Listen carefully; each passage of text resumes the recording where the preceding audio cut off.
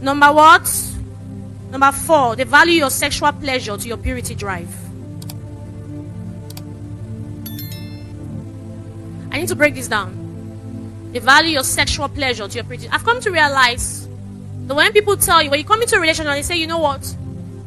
You tell someone, you say, let's not have premarital sex.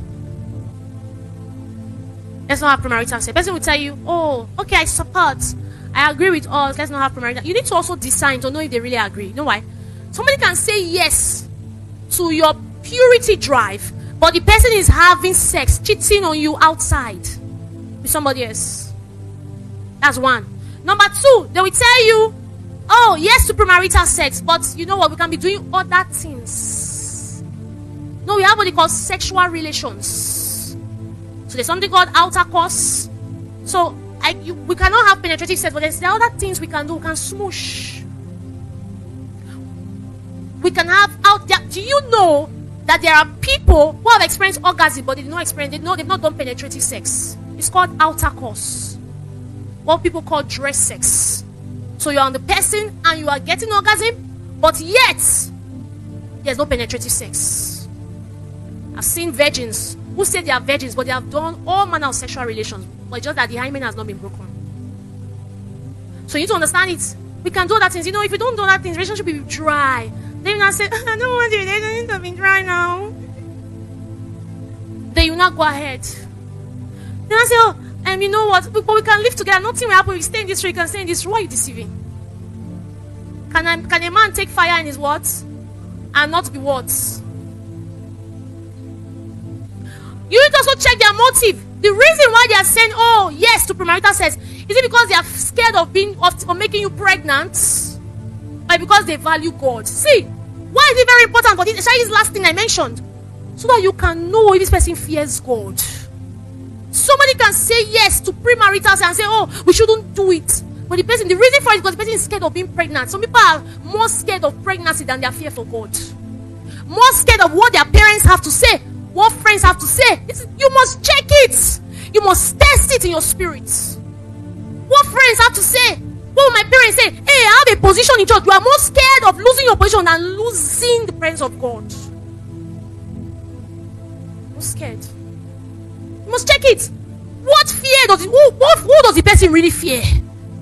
Is he fear for position? Is he fear for friends? What is driving the person's purity? What's driving the purity? Is it fear for God?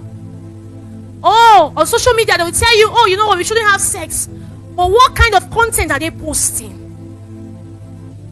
What are they watching in secrets? We can't have sex, but he's doing porn.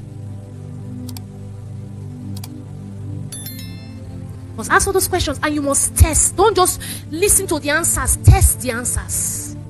Test the answers in spirit. Test the answers in spirit.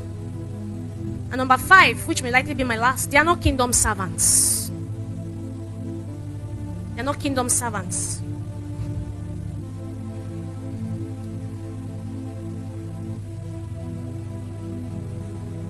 They are not kingdom servants. If you look at Ruth and Boaz's story, you know, it's easy for you to say, God, I need a man like Boaz.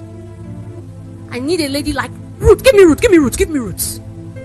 Give me Boaz. Give me Boaz or I die. But you have not died to self.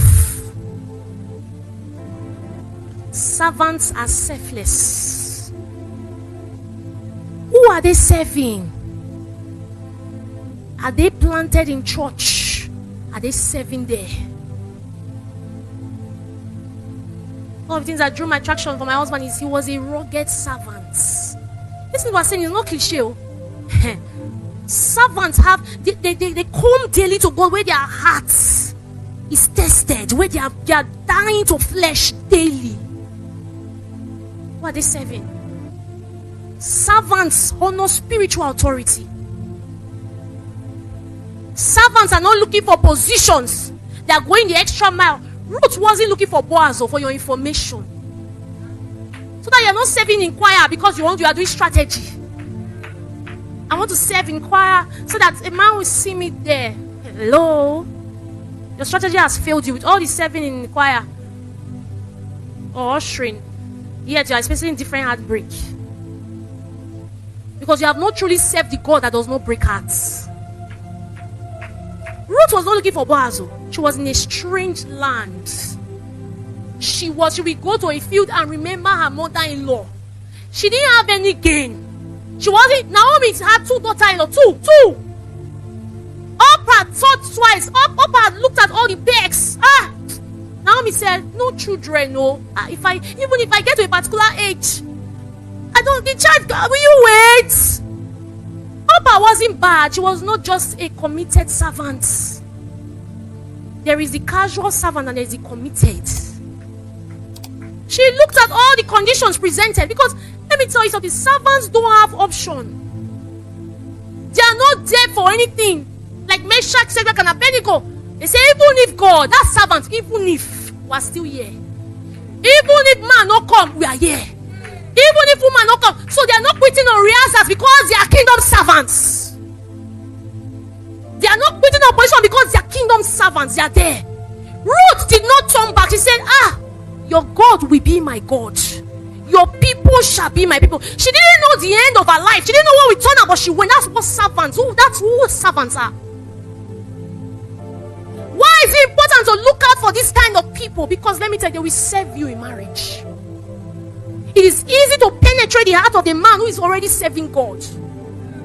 It's easier. So you go to God when there's a crisis. When the Bible says the heart of a king lies in his hands and he turns it wherever he wishes, it is easier to turn the heart of a servant. The eyes of God. Through the hands of God. She wasn't looking for Boaz. It was servitude that God's affluence attracted to her. Affluence got attracted to a servant. Boaz was affluential. So the prayer is not give me Boaz. The prayer is give me a heart of service. Give me a heart of service. I came from a broken home. I round off with this. I saw a pattern in my family. It was tough. Everybody getting married. We weren't doing well. People were not even really getting married. It was a strange pattern. And I remembered it was tough for me because I didn't want marriage at the time. I became like almost a tomboy. I hated men with a passion. And one of the days I told myself, I said, okay, I don't know where I will be. I don't know how far I will go. But I said, Lord, I will give my heart to you. I will give all of me to you. And the bid, let me tell you, in the bid of serving him, something in my life was beginning to shift, to drop. I was serving him, not knowing where I would go to. I was serving him, not knowing who I would be. I was serving him in a church, not knowing whether I would find my husband in that church. I was giving my all because I was already coming from a place. And I told myself, I will serve him till I die. I'll serve him. And I was there serving. And that was when, in the bid of serving, that's when my husband found me. I wasn't looking for him. I'm not saying don't look for, but can you go beyond looking for and give your service to God? Don't serve your pastor, serve God. So that when your pastor fail you, you will say, hey, my pastor that I trusted. No, it is serve God. Don't misinterpret it. She wasn't serving Naomi. She was serving the God in Naomi. She said, your God will be my God. If she was serving Naomi, she probably would have quit. Look for that man or woman that is a dogged servant of God. The person may not be there yet, but the person is growing in serving. You can see the passion. It's not pledge. Not that people come out and they want to pledge. One of the signs to know who is not serving, they always want accolades to their name. They come out to receive pledge, but they want pastor to identify them. They're not servants. So there's a difference between eye service and service. They may be close, they are not the same. When you see pastor around, that's when you want to clean. That's when you want to pick debts. That's eye service, that's not service. If they don't give you mic to sing in front, you will not come for rehearsals. You need to be a servant to identify a servant.